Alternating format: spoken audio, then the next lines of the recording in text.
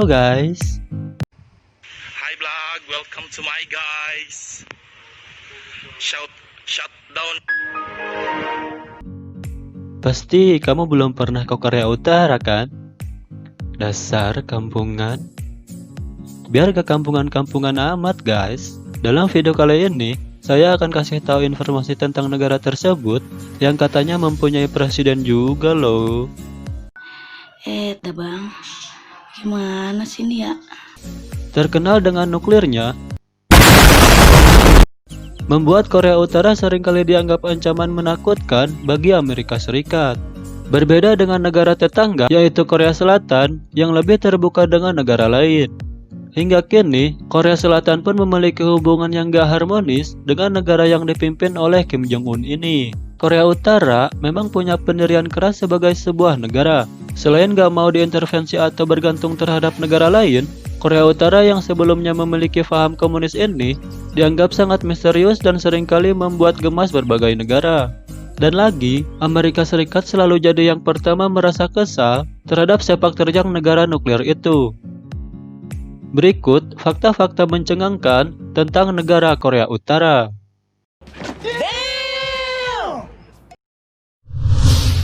Kekuatan militer. Tahukah kamu guys, bahwa ternyata sepertiga pendapatan Korea Utara digunakan untuk kepentingan adu ayam.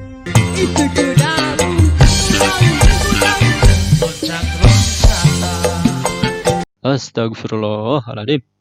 Sorry. Bahwa ternyata sepertiga pendapatan Korea Utara digunakan untuk kepentingan militer. Tentunya, kebijakan yang satu ini sangat berdampak signifikan terhadap pertumbuhan dan kekuatan militer yang ada di Korea Utara dan menjadikan negara tersebut sebagai negara dengan kebijakan militer yang cukup besar. Jumlah personilnya bahkan sekitar 9 juta anggota.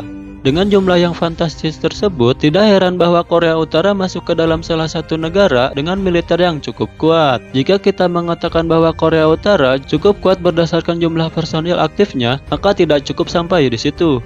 Korea Utara memiliki pasukan cadangan terlatih dengan jumlah yang luar biasa. Apabila Korea Selatan mewajibkan warga negara pria untuk melakukan wajib militer, maka Korea Utara pun memberlakukan hal yang sama dengan cara yang berbeda, yaitu dengan mewajibkan rakyatnya mengikuti wajib militer sejak dini.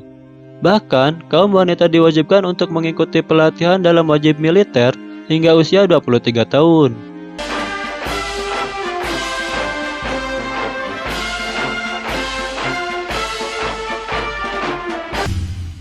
Punya kalender sendiri. Menurut perhitungan kalender Masehi, saat ini adalah tahun 2020.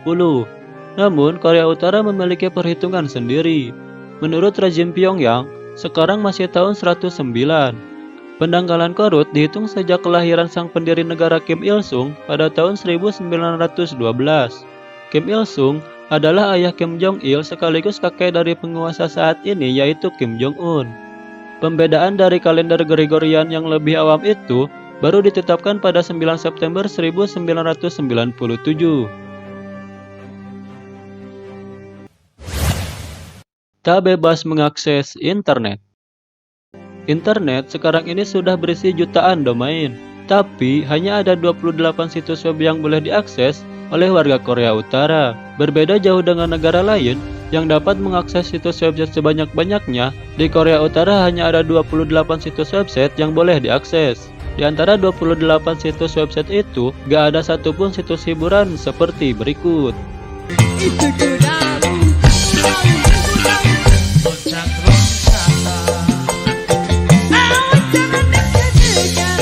Tahan guys, tahan.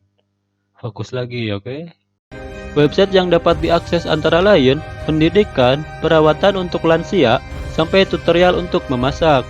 Gak hanya itu, untuk akses internetnya pun juga susah. Dibutuhkan izin khusus jika ingin punya komputer dan akses internet. Kasian juga guys, gak bisa buka situs net.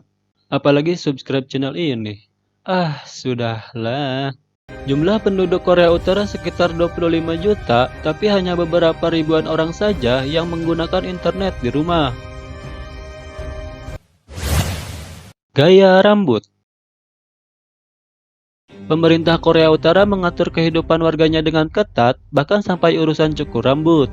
Beberapa tahun lalu, pemerintah Korea Utara meluncurkan kampanye patriotik melawan kejahatan rambut panjang. Kunjungan ke salon diawasi ketat para polisi rahasia. Siapapun harus taat dan patuh mengikuti gaya rambut yang ditetapkan negara. Tapi belakangan ini, khusus mahasiswa pria, mereka harus semirip mungkin dengan pemimpin tertinggi Kim Jong-un. Gaya rambut Kim Jong-un, dua sisi dipangkas tipis, dengan bagian tengah lebih tebal, lebih militeristik daripada ayahnya Kim Jong-il. Tapi kalau cukur yang lain enggak kan, Pak?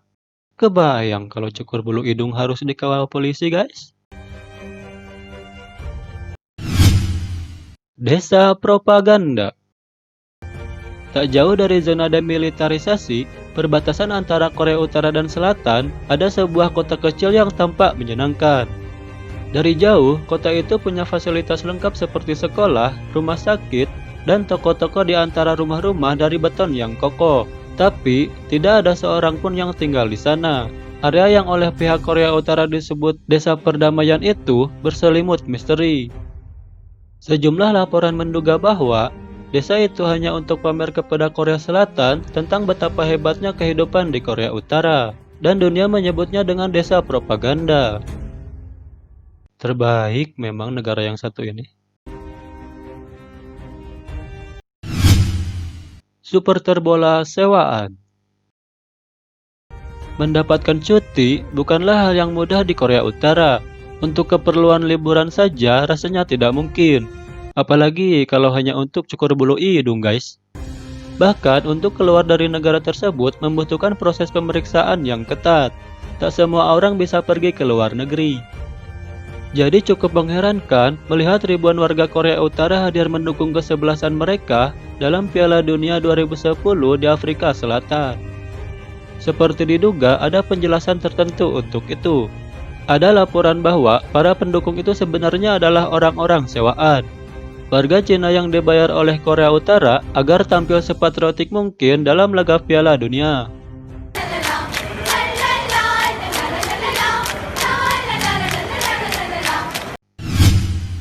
Pemilu abal-abal. Negara yang dikenal di bawah pemerintahan totaliter ternyata rutin menggelar pemilu. Pemilihan umum dilangsungkan setiap 5 tahun sekali. Bedanya, pemberi suara hanya punya satu calon untuk dipilih dan jangan coba-coba tidak memilih. Bisa dibilang Kim Jong-un tidak memiliki oposisi.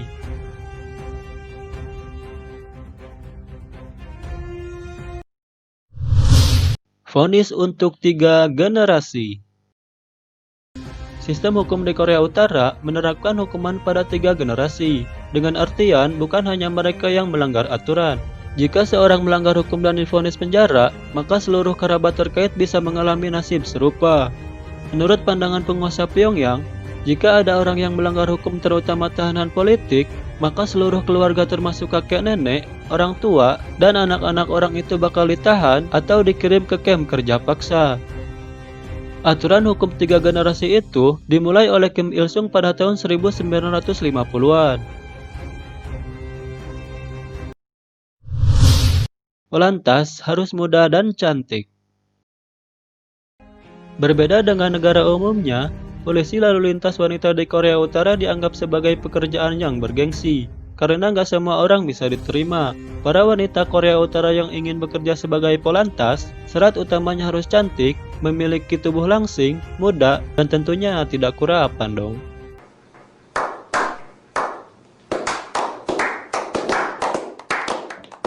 Tinggi badan harus 167 cm, belum menikah, dan usia nggak boleh lebih dari 16 tahun.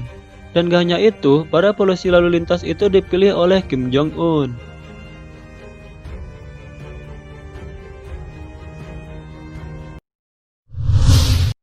Tidak boleh selfie. Jika kamu berkunjung ke Pyongyang atau daerah lain di Korea Utara, maka jangan harap bisa bersuah foto di berbagai tempat, apalagi ber-TikTok ria.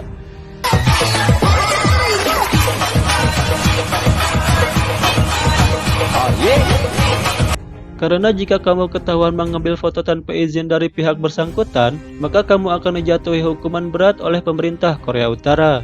Korea Utara termasuk salah satu negara yang tidak sembarangan membiarkan negaranya terekspos di dunia luar. Sehingga mereka yang datang berkunjung ke Korea Utara dilarang untuk mengambil foto dan juga mengambil video, terutama mengabadikan berbagai kegiatan masyarakat Korea Utara atau pemerintahnya.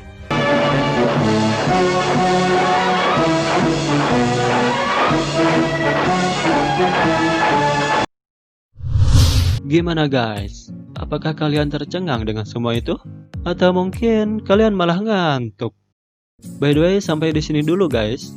Jangan lupa sikat gigi and bye.